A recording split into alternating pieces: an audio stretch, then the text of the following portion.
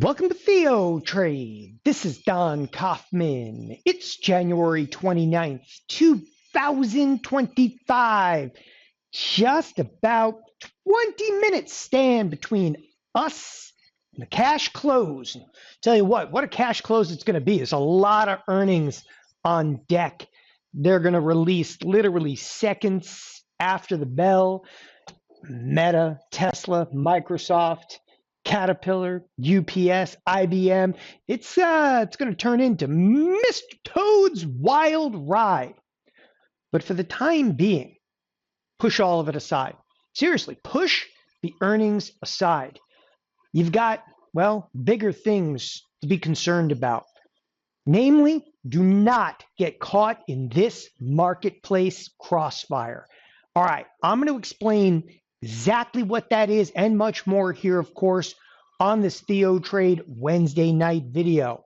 Let's get right down to it here. So the S&P's down about 25 points. Now, you would think the marketplace maybe would have reacted a little bit more to the Fed. Absolutely not. I mean, if you take a look at trade today, out of the gate, we were kind of in a holding pattern, waiting for the Fed. And if you take a really detailed look at this, you will see a very large precipitous drop in markets. That was actually a Trump administration tweet. Oh, yeah, they're back. For those of you that don't remember the first time around the Trump administration, notorious, okay, for just causing really short burst, wild moves inside of the marketplace. We got some of that today, but most of it was actually reversed shortly thereafter. When it comes to the Fed, the Fed initially rallied. We sold off. We laughed. We cried.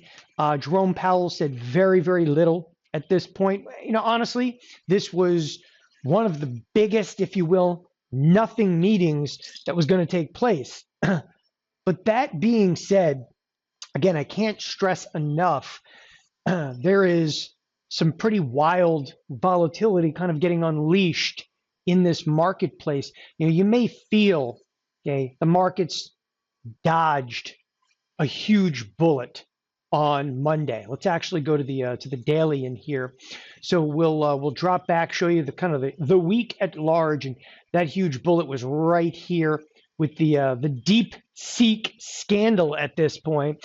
Anyway, markets kind of rebound over here, but what I'm going to display to here momentarily is that volatility is far from over, and you have got to be aware of just that. And you're like, where do you see that? That's exactly what I'm going to show you. Like, oh, where do I see volatility? Look, I could sit here and I could prognosticate about, you know, Meta, Tesla, Microsoft, and all the other earnings that are coming out. Push it aside. There's nothing I can do about earnings that are going to be out in 20 minutes. It is what it is. I mean, what's probably going to happen, Microsoft down, Tesla up, market stuck in the middle with you. What you really got to start to worry about, though, it isn't even so much like, you know, data and so forth. And there is big data coming out, you know, later this week. I'll jump to the calendar really quick. All right, so you got some GDP, some jobless claims, an ECB announcement, all of which can rock the marketplace. Not as much, of course, as Friday, because on Friday, you're actually going to get, personal income and expenditures. So it's, there's just, again, there's some wild amounts of data that are effectively coming out. But even push that aside, what has got me kind of sitting on the edge of my seat over here, several fold. First, let's cruise to the SPX. Okay, in the SPX, the mother of all products, the expected move for the week. So you always want to look at what markets are saying about risk, because markets are really good at kind of handicapping, you know, forward risk. They're really good at like judging that risk. And the risk for this week was plus or minus roughly $83, right? So you're supposed to go $83 higher, $83 lower. Okay, on Monday, we cracked way outside of it. We rallied back up, and you know, when you look at Monday, basically rallied back up right to the lower edge of the expected move. The lower edge of the expected move is literally 60 to 18, and that's in the SPX. Let's remember, this is SPX, not S&P futures. So 60-18, you kind of rally back up. And if you take a look at trade now on an intraday basis, in fact, I'm even going to back up the time frame just mildly here so you guys can see it. Look at the amount of time that we've actually spent kind of reaching for just that. So again, breach lower in the marketplace. Okay, there's this huge breach on Monday lower. We actually bounced right to the lower edge of the expected move. Late in the day, we reached right for the edge of the expected move. Okay, obviously on Tuesday, opened on the lower edge of the expected move. Okay, a bit of a rally back. Okay, here's the interesting and ironic twist to it is today, the big sell-off over here touched the lower edge of the expected move, sat on the lower edge of the expected move before kind of bouncing a little bit. So you're like, oh, okay, so who cares? Like, what's the cause for concern? I'm going to tell you exactly the cause for concern over here. It's not so much about let's not talk about what you think technically. Okay, seriously, push it aside for a second because I can get into looking at the charts in detail. The issue that I have right now is that the entire week holds an $83 expected move. Obviously, we're inside of that, but we've already passed through now, Monday, Tuesday, and Wednesday, and having passed through 3 days, the $83, what you should see is throughout the course of the week, is the $83 should kind of diminish, like it tapers off. Like you have this big move on Monday. All right, we kind of mellowed out a little bit on Tuesday, and this Wednesday, this is not like a huge move. You're only like a 0.5%. So you see this $83 kind of drop considerably, right? Because now there's only Thursday and Friday left. So take a look though at the SPX. Okay, just go out to Friday's expiration, and you'll see exactly what I see, and that is, there's still plus or minus $70 of movement being implied. So you have this big move on Monday. Things kind of mellow out on Tuesday. Here we are on Wednesday. Something's up right now because markets are gauging a lot of risk. Like you're telling me 3 days passed and they've only dropped the expected move basically by $13.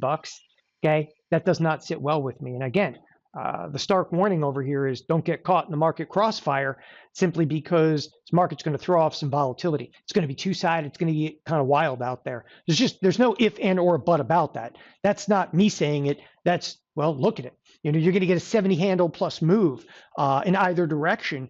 And that's, first of all, I think really opportunistic. I want to be clear about something.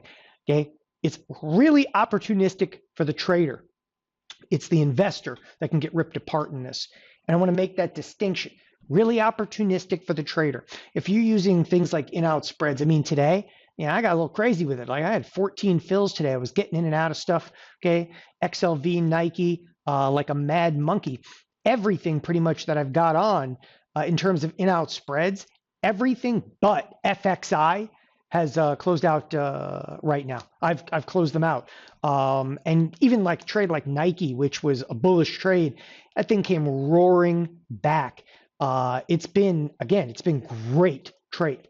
Like this is the kind of stuff as a trader, you dream about. Now, in terms of other areas of like displaying risk still, okay, you still have a relatively high VVIX. This is the volatility index, still sitting over 100. That, again, doesn't concern me. It's just like the literal expected move, but just between now and Friday, okay, is saying, no, there's pending considerable risk for the marketplace. Okay, so you've got, obviously, NVIDIA down another 5% today. In my opinion, markets are actually holding up incredibly well, given the fact that NVIDIA is taking another hit. If you look at the advanced decline line, this is interesting. It's a 50-50. Here's another thing that I am deeply bothered by. Okay, and I've been talking about that like incessantly the last 3 weeks on these evening videos and kind of weekend updates.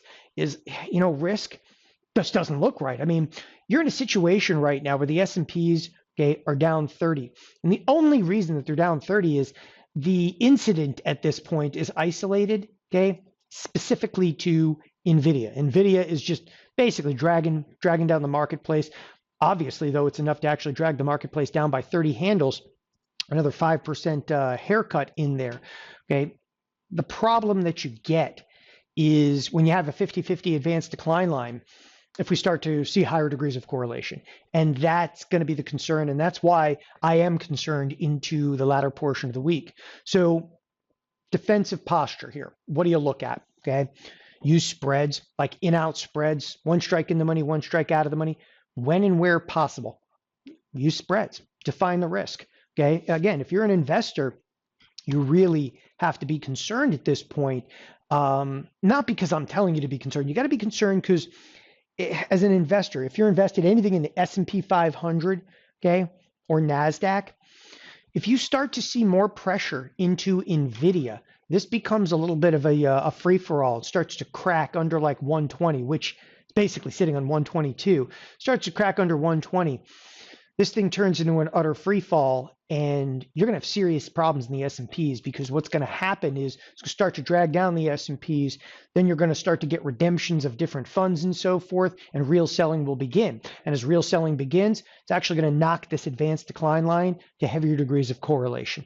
And that's why I'm telling you right now, you got to sit kind of on the edge of your seat and be like, holy crap, you are seeing right now, okay, distinctly seeing the unwinding, okay, of the stock that got the markets to where they presently are. At first blush, you're like, it's not that bad, okay? And I would agree with that. At first blush, it's not that bad. That's because we're still seeing rotations. Rotate, okay? What if we don't rotate into meta anymore? All right, I'm being quite literal over here. What if we don't rotate into meta anymore? I got some trades on meta. Today, I actually, my earnings flips, Caterpillar, IBM, Microsoft, didn't even bother trading meta. What if earnings come out? They're not exactly stellar in here, okay? Or Microsoft. There's no excuse at that point. You're going to get hit, and you're going to take a big hit. And that's, again, that's some of the crossfire that I'm actually referencing. The personal income data that comes out on Friday, jobs report the following Friday. There are so many pitfalls to be able to get sucked into in this marketplace right now. It's constructively difficult, okay, to stay on the bullish side of things. That's why I'm telling you, you're going to get some volatility. I think we're going to get some fairly wild volatility. Look for VIX to pick up once again. I'd also look for, even possibly later this week, we're about 55 cents away from going into volatility backwardation, which is something I would actually look for, volatility backwardation, and the possibility of that in the next 4 to 5 trading sessions. Maybe not necessarily by the end of this week, the next 4 to 5 trading sessions. So because that risk keeps kind of barreling down upon us. So there's a huge amount, obviously, to think about. That's not even counting the fact that we're going to get tweeted upon throughout the course and the remainder of this week from, again, the Trump administration. It's very likely one of the reasons we're seeing the SPX volatility where it presently is. Again, from my point of view, try to define your risk. Think of this as short-term trade, not necessarily long-term investment. You'll be just fine out there. Thanks, everybody, for joining us here at TheoTRADE. Have a wonderful evening. Bye-bye.